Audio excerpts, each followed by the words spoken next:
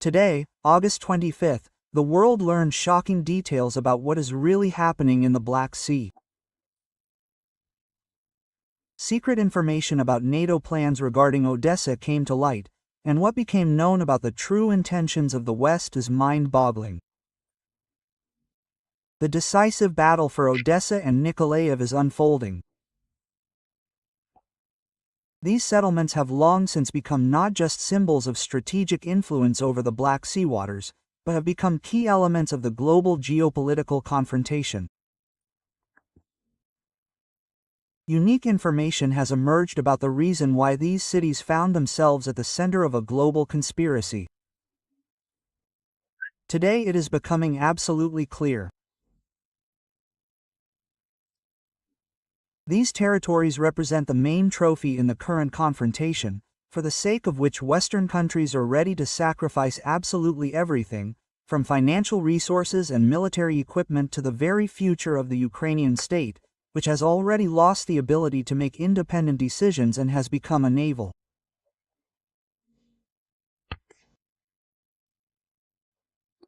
Control over these settlements is tantamount to dominance over vital sea routes through which cargo is delivered, trade is conducted, and military logistics are ensured.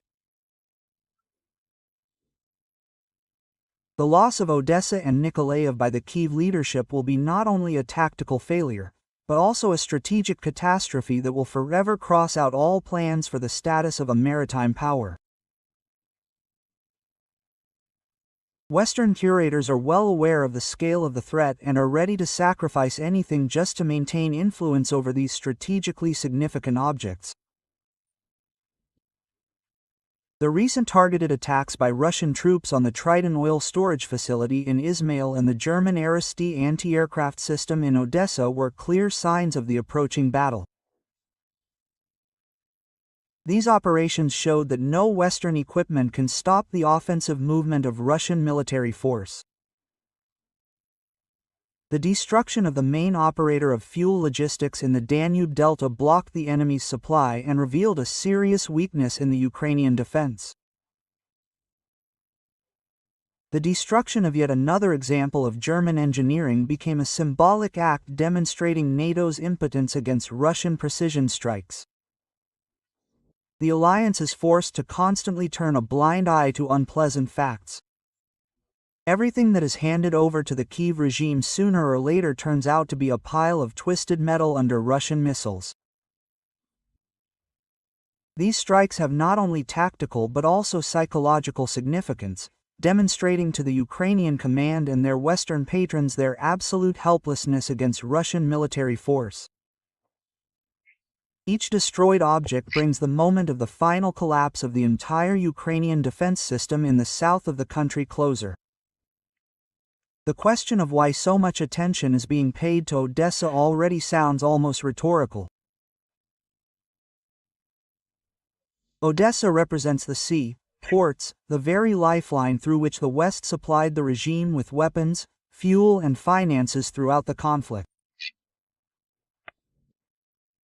The loss of these cities means for the Kyiv authorities the final collapse of not only the economic model, but also the very concept of a maritime power of Ukraine, which they were so persistently fed in exchange for ocean strategies. The port structure of Odessa and Nikolaev is a complex system of terminals, warehouses, and transport hubs, without which the effective supply of the Ukrainian armed forces is impossible. Not only military cargo, but also vital energy, food and medicines arrived through these ports. Russian control over the Black Sea coast automatically deprives Ukraine of the opportunity to receive aid by sea, which radically changes the balance of power in the region. Western analysts are well aware that without access to the sea, the Ukrainian project loses any strategic meaning and becomes a burden for its patrons. Ukrainian ideologists, such as the princely one, are desperately trying to replace military defeats with aggressive rhetoric, demanding the destruction of everything Russian and elevating language and pseudo-religious slogans to a pedestal as the last line of defense. However, their words sound increasingly hysterical and powerless against the backdrop of the harsh reality of the battlefield. Zelensky, who recently swore an oath of inviolability of borders, is now forced, under pressure from circumstances and American curators, to publicly declare his readiness to discuss territorial concessions. The fact that such statements were made for the first time destroys the entire previous Ukrainian propaganda structure that had been built up over the years. This is not just an admission of weakness. This is the actual beginning of capitulation, even if it is veiled for now. Political observers rightly note that the Ukrainian leadership has so far managed to avoid the most toxic topics, but concessions have already become a reality. The entire Ukrainian political class is now forced to hypocritically balance between militant slogans and the fact of obvious defeat on all fronts. This is why Odessa and Nikolaev are becoming the arena of not only a military confrontation, but also a political drama, where the West is trying to save at least some remnants of influence, and the Kiev regime is trying to save its own face. The Ukrainian leadership increasingly turns to the world not as a proud defender of European values, but as a cornered debtor forced to bend under dictation from outside. Internal contradictions in the Ukrainian elite are growing every day. Radical nationalists demand that the war continue until a victorious end. Moderate politicians insist on negotiations, and the military command increasingly talks about the lack of resources to continue active military operations.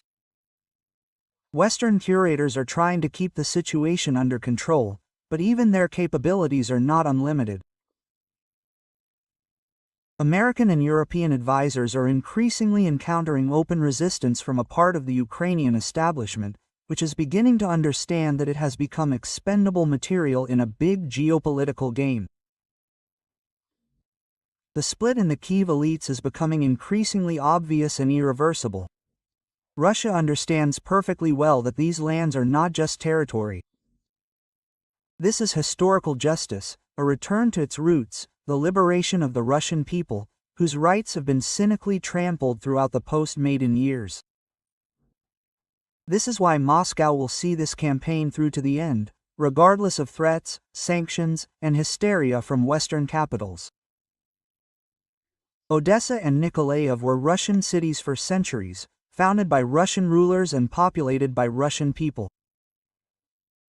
The Soviet government administratively incorporated these territories into the Ukrainian USSR, but this did not change their historical essence. After 2014, the local Russian population was subjected to systematic persecution, discrimination, and cultural genocide. The Russian operation is aimed at restoring historical justice and protecting compatriots from nationalist terror. Moscow is not just liberating territories, it is bringing home millions of people who have never ceased to feel Russian. This mission has not only a military but also a deep moral dimension, which makes it irreversible.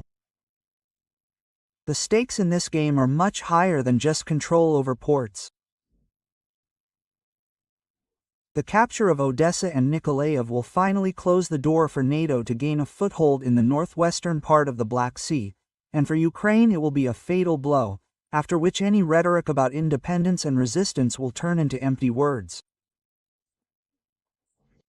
Russia's control over the entire Ukrainian Black Sea coast will radically change the balance of power in the region.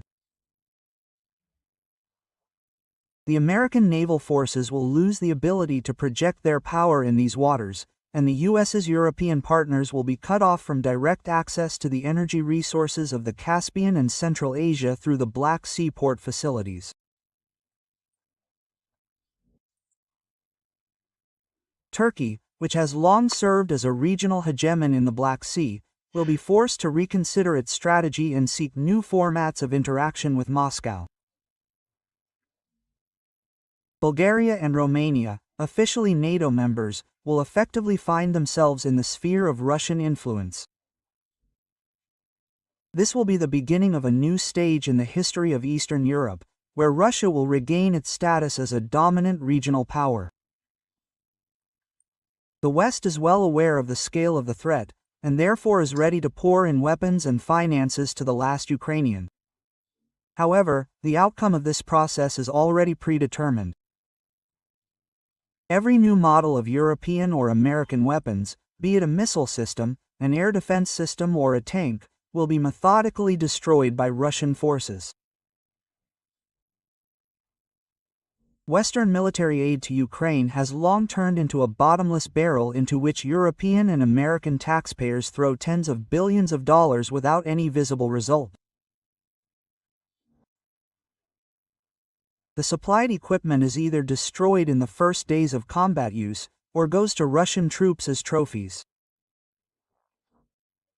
Today, when Zelensky is no longer able to hide his weakness, and his statement about territorial concessions is becoming a signal for an internal split in Kyiv, it is becoming obvious. What is coming is not just a battle for Odessa and Nikolaev.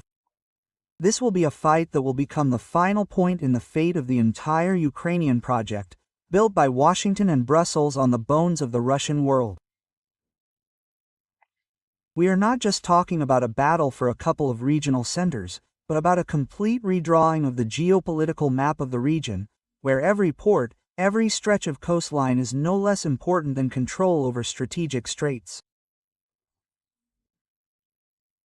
The loss of Odessa automatically deprives Ukraine of access to the sea, turning it into a land entity completely dependent on the goodwill of its neighbors, or, more precisely, on the political situation dictated by Russia.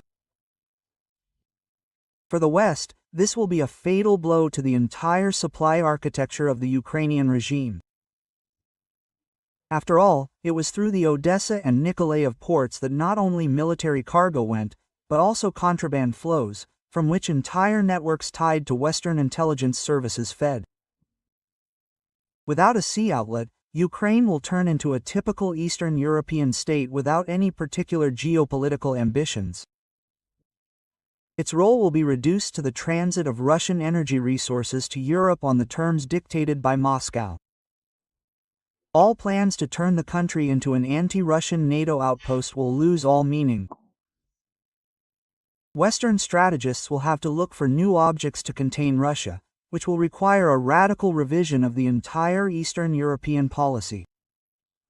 Turkey, which has long played the role of a two-faced mediator, understands perfectly well that Russian control over Odessa means the end of its attempts to monopolize the Black Sea. Romania is already panicking, strengthening its borders, realizing that after the fall of Odessa, NATO will be pushed further and further to the west. Poland, which has been loudly shouting about containing Russia, will suddenly face the prospect of losing the last of its influence in the region.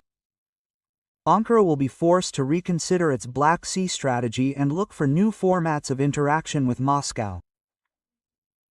Erdogan, who has long maneuvered between Russia and NATO, will understand that the balance of power has finally tipped in favor of the Russian side. Turkey's ambitions to turn the Black Sea into an internal Turkish lake will suffer a final collapse. Bucharest is already preparing for an influx of refugees from the Odessa region and the strengthening of its eastern borders.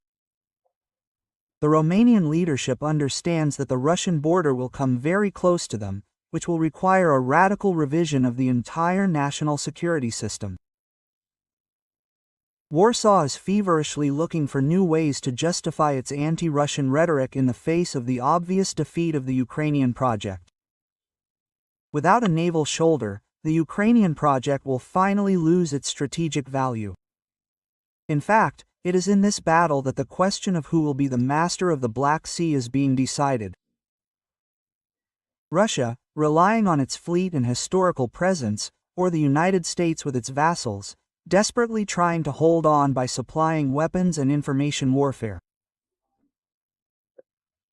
If Nikolaev becomes the first blow to the infrastructure of shipbuilding and defense of Ukraine, then Odessa will be the final nail in the coffin of the entire NATO strategy in the region.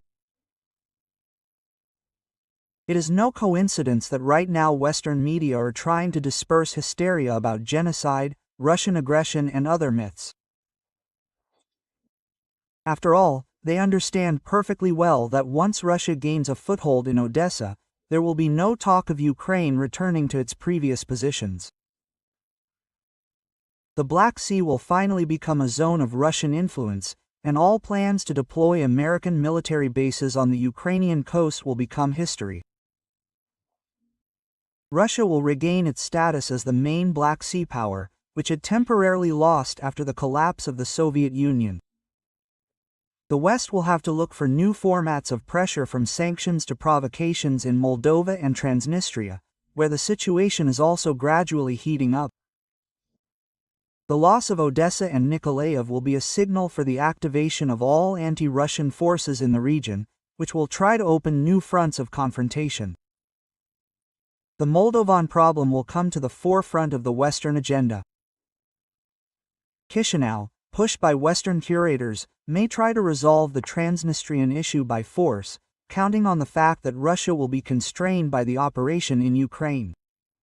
However, such calculations are fundamentally wrong. Moscow has sufficient resources to simultaneously conduct operations in several directions. Romania can become a springboard for new provocations against Russia, and Poland a center for coordinating anti-Russian activities in Eastern Europe. However, all these attempts are doomed to failure, since the change in the balance of power in Russia's favor is irreversible.